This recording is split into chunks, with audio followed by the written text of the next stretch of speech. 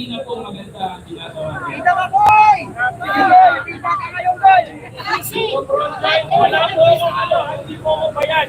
Ang hindi ako pinayaran dito man para tumayo at magsalita dito. Volunteer tayo lahat, boy! Volunteer tayo lahat! Kahit kami na po dahil ang panawagan natin ay isang maayos at magandang Republika ng Pilipinas! Yan!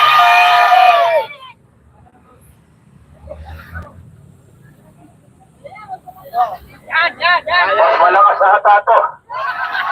Ay, ba sa inyo, mga Marcos Loyalist?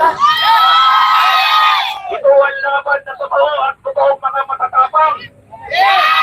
Ikatulad